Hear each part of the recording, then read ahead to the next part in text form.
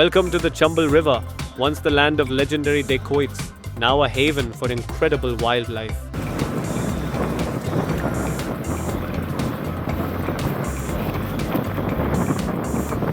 As soon as we began our boat ride, our guide pointed excitedly, "Sir, look, near threatened species, great thick knee out in the open.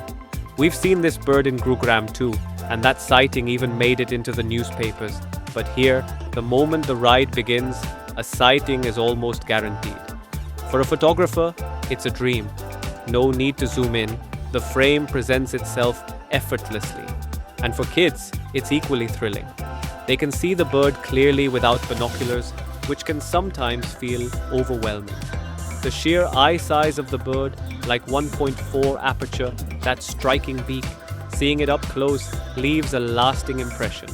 Just like we carry vivid memories from our childhood of many observations, moments like these can stay with kids for life. This wasn't just a photogenic sighting, we even saw a chick. That made it extra special for all of us. The guide and boatman gently nudged us. Shall we move on? There's more to show. But as birders, we were still mesmerized. With a heavy heart, we finally said, "Okay, let's go." Most of the time, the kids and we photographers had completely different expectations, but our guide managed to juggle them brilliantly. We had barely moved a few meters when a young crocodile appeared out in the open. The kids were thrilled, though a little scared too. The guide reassured them, explaining that crocodiles generally don't see humans as prey and usually only attack when hungry. Right now, it was simply basking, regulating its body temperature. For us, it was an epic moment. Our prime target, the endangered Indian skimmer, and a crocodile, both captured in the same frame. With the Chambal River flowing gently and the boat drifting naturally, it was like nature handed us a dream shot on a silver platter.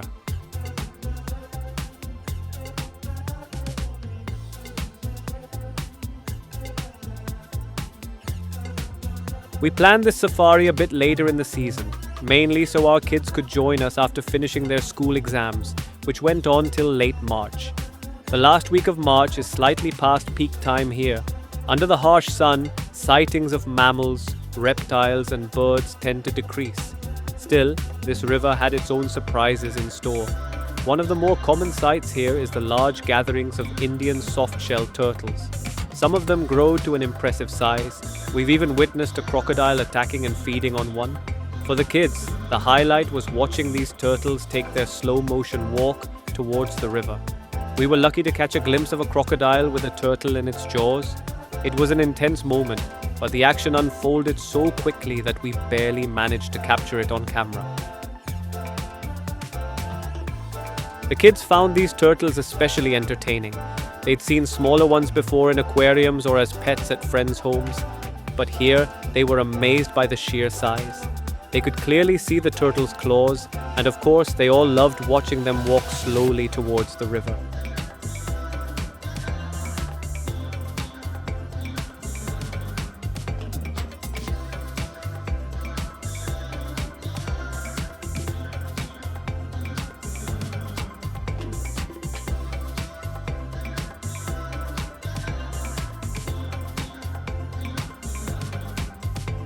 While the crocodiles and turtles were a highlight for the kids, for me, it was the birds that truly made the trip special.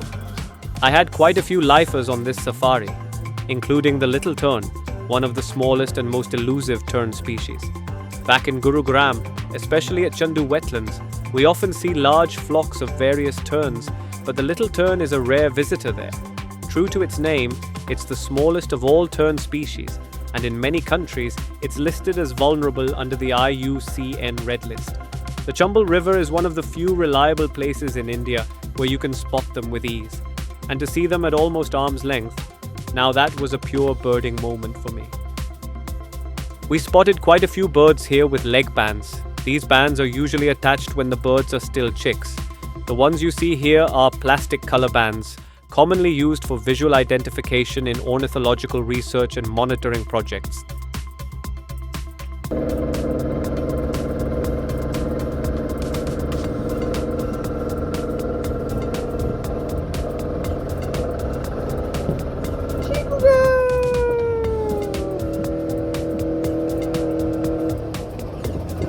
The lifers just kept coming for me. Another special one was the black-bellied tern, an endangered species with a rapidly declining population. The black-bellied tern is now possibly extinct in Thailand, Cambodia, Laos, and Vietnam, and extremely rare in the eastern parts of its range. Today, its larger surviving populations are mainly found in Pakistan, India, and Bangladesh. You'll find plenty of videos online about the safari, but most are focused on capturing a single clip for YouTube. If you're planning a trip like this, a bit of preparation can go a long way. Check eBird for recent sightings, especially of rare species, carry binoculars, and always go with a knowledgeable guide. That's the best way to spot multiple new birds and truly enrich your birding experience. And one piece of advice, skip the selfies. I tried to see how the surroundings would look from inside the water, but I picked the wrong spot along the shore.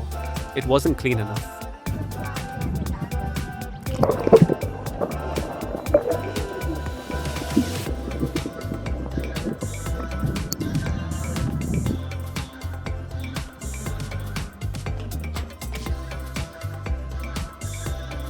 We were fortunate to spot the red-crowned roofed turtle, Batagur kachuga, a critically endangered species. The National Chambal Sanctuary, part of the Chambal River, is India's only protected riverine habitat and is believed to be one of the last remaining strongholds for this rare turtle. Even here, sightings are few and far between. The one you see here is a female, and in the background is a more commonly seen species, the Indian tent turtle, Panshura tentoria. The male red-crowned roofed turtle is distinguished by a vivid red stripe on its face, which the female lacks. We were thrilled to witness such a rare species up close. While the kids weren't quite as excited, perhaps because the turtle seemed small in size, their energy shot up moments later when we saw a crocodile trying to chew on a large soft-shell turtle. It was a dramatic encounter.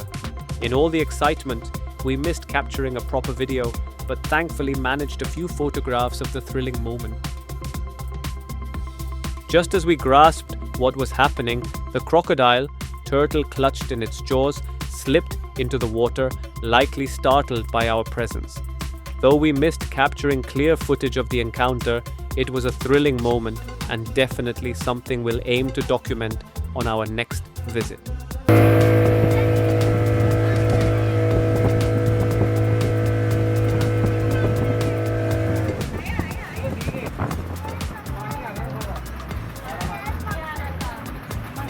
Chambal River serves as one of the most critical habitats for the critically endangered Gharial, scientific name Gavialis gangeticus, a unique fish-eating crocodilian once pushed to the brink of extinction due to habitat loss, sand mining, fishing net entanglements, and egg poaching. Its population had declined to fewer than 200 individuals in the wild by the 1970s, prompting urgent conservation efforts including captive breeding and release programs, especially centered around the National Chambal Sanctuary. Thanks to these efforts, the population has seen a modest recovery, with current estimates suggesting around 1,000 plus mature individuals in the wild, most of them in the Chambal River basin. During our visit, even in the hot afternoon sun, we were lucky to witness multiple Gharial, young ones, large adults, and even a tagged juvenile, each citing a hopeful reminder of the species' fragile comeback.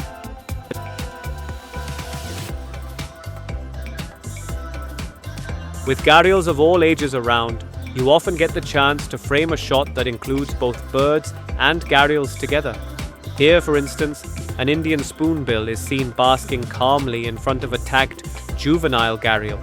The red band on its tail serves as an identifier, helping researchers track its age and monitor its growth over time.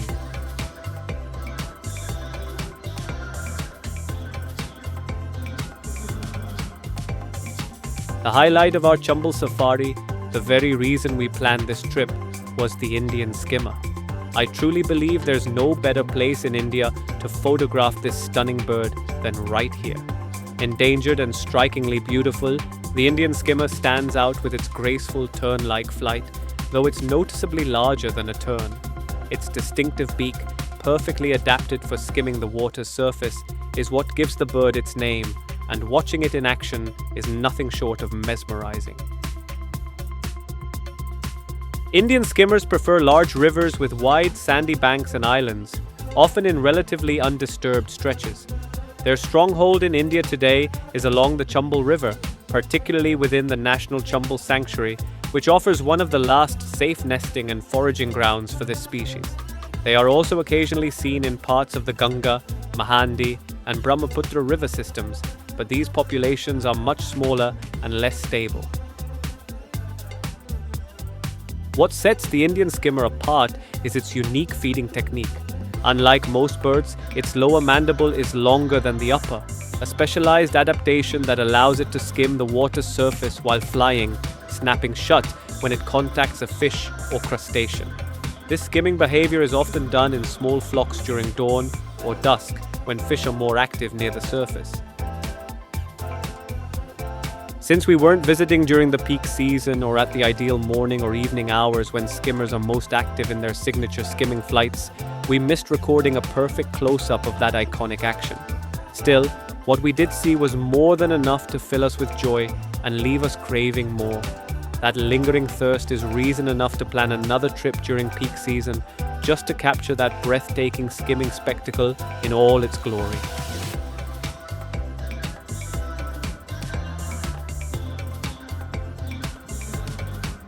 As I watched their adorable walk along the sandy shore, a thought kept buzzing in my mind. How we often spend hours scrolling through reels of celebrities entering or exiting airports. Multiple companies and their teams work full-time to feed us that content. But is this walk of skimmer worth your time, or a walk of some random celebrity? I am leaving you here with that thought to ponder. As we were returning to our vehicle, I was thinking of the next trip in peak season here.